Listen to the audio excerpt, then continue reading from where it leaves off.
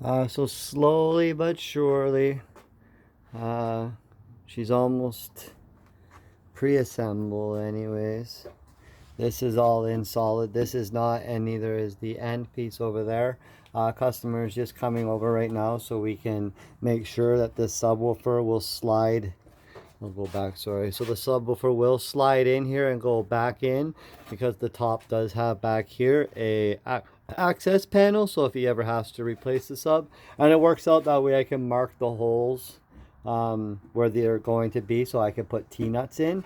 Port is just over 4.5 inches away from the port wall, just to make sure that there's no problems, because they say the port should be as wide as the porthole is, should be away from there. It's only a 4-inch port, but it's 4.5 with the plastic. So I went a little extra. Sorry, my camera's really bad at trying to focus by itself. But anyways, PL'd it in. Only thing, doesn't really stand out too much, but this port is on like the smallest degree. It's not a full 90.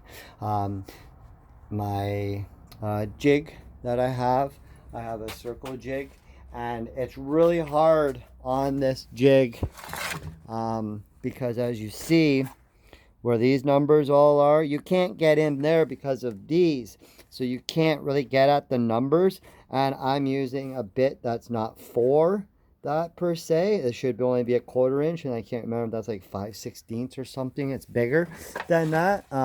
So unfortunately I kind of overcut it, but I used PL. I let it sit overnight. It's all nice. As I said, this comes out. Oh, sorry, can't lift it because I do have this on there, so he sees that this is flush, that it is all nice and flush when it comes across. Same with that side. As soon as you can see that it's got a lip right now, but as soon as I press down on it, that lip disappears.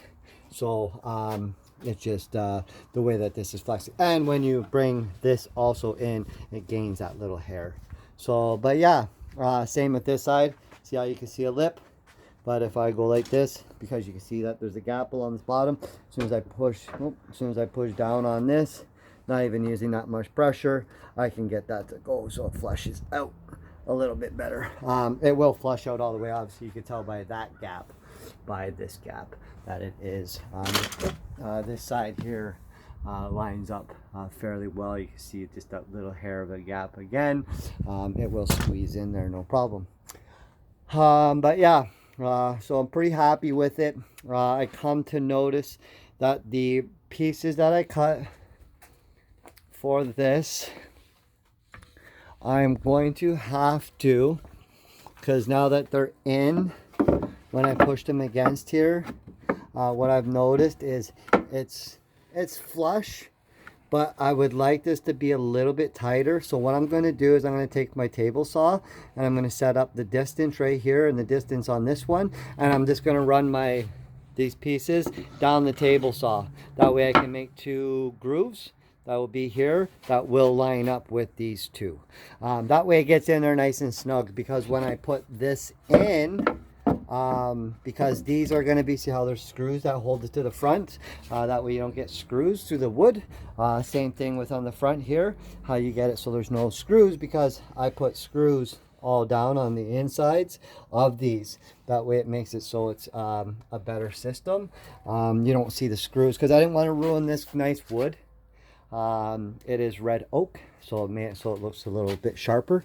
But anyways, back to what I was saying. So when I put this in here, and this is all getting painted white on the inside of this box, but regardless, anyway, so when I put these in, what I want to do is put a screw, just maybe 2, because these aren't really depending on anything, because this is what's holding this in, not the 45s. The 45s are just for to help flow with the air and to take away, because we added height to this box to the design he already had. So I had to calculate what the 45s were inside it to remove the airspace we added by lifting the height, because we were worried because of the subwoofers, how he made them. Literally there was going to be like a sliver of margin for the for the subwoofer to fit in. So he said, can you go bigger? So I went an inch bigger. That way when we put the surround on here, it will give it a lot more space, a lot more play area, so it wouldn't be so tight to mess around with that for him. So anyways, I want to put in a screw here, and obviously a screw as low as I can, with my long bit obviously. So one here and like one here, but I'll put like 3-inch screws. That way it'll travel straight through the middle, and then eventually it'll catch into this wood and it goes so far, you know what I mean? So I could probably put like a 2.5-inch screw, put some PL on that, you know, maybe if I want to put some spray foam or something inside here, maybe some epoxy. Could do lots of different things just to make sure that it's extra sealed, and just to go the extra mile. As you can see, it's pretty cool. You can see through. Not as clean as plexiglass, but as much as it would have cost, probably about $200 in plexiglass to do this. For $100, you can't really complain, you know what I mean? When you look straight through, you can see through everything, and it looks pretty darn cool. There's just a lot of dust and fingerprints and stuff on this. The top piece looks a lot more cleaner than this, but at least you see the port. And this is all going to have neon lights, which I have to figure out where are we going to put. So I'm kind of wondering, should I put this? That's why you can see this will come off. It's just that snug in there. But to find out, are we going to notch this, because we're going to run neon lights along the tops. There's 4-pack in there, and then 2 we're going to run because the amps are going to be on the side here. So we're going to build an amp rack, which I don't remember where I put those pieces. I believe, yes, there they are. The tall skinny piece right here, that's for his amp rack. It's a wolfram 2400 or 2500 .1, and then he has another one that pushes his mids, plus his fuses, etc. So we're going to put all that on the board on the side. So really overall happy with the way that it's coming out. A few little hiccups. I am my own worst critic, so I was very discouraged about some things and was kind of angry and almost wanted to make up an excuse to start over. But I realized, I'm not a CNC machine. And all the money that I put into the product, I'm just hoping he's happy and he's honest, and if there's anything I can fix, that he just gives me a little bit of spare time. That way he is a satisfied customer. But as you can see, I'm doing like everything else really to a nice extreme. I do take my time, so when I do my ports, I measure out my ports. So I go like that, and then I also do that so when I mark it, that way everything is flush, so you know that they are parallel. Rounded out the bits, rounded out the ends for the thing, all sanded nicely. Those turned out really well. I was really happy with the way that came out. I'm not a big fan of doing this because on my router I noticed that it chews it. Well, I started to where I gradually, instead of just ramming the board on there and going across it, I gradually, so you just take off layers and layers and layers until you get to the depth you want. So I've learned that, so it's probably something that you're supposed to do anyways. I just started building boxes that had these cool features. I'm usually just a basic slap 4 squares together, or four sides together, a top and a bottom, and put a port slot in there. To the tune, I get all that, but I never did the fancy stuff. And we will do a round over bit once we have the whole box put together. We will do a nice round over bit, so this is nice and smooth as well.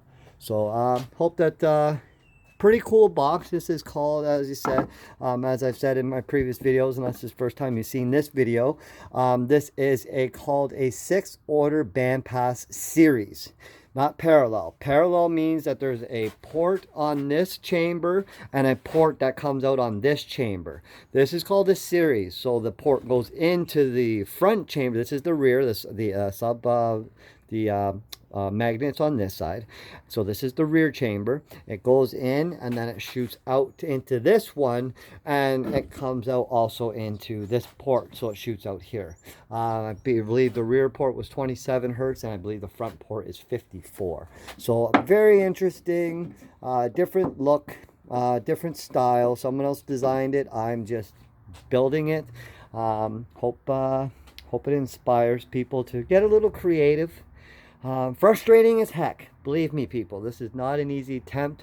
Anyone who does this for a living, and guys, I do give a greater respect to for how they make it look so easy, but now I know how frustrating it is. I was an artist before where I would draw, and it wasn't until I learned how to draw portraits of people that I realized the level that it is, to that it's an underappreciated gift, because people don't realize how hard it actually is, though that we make it look easy.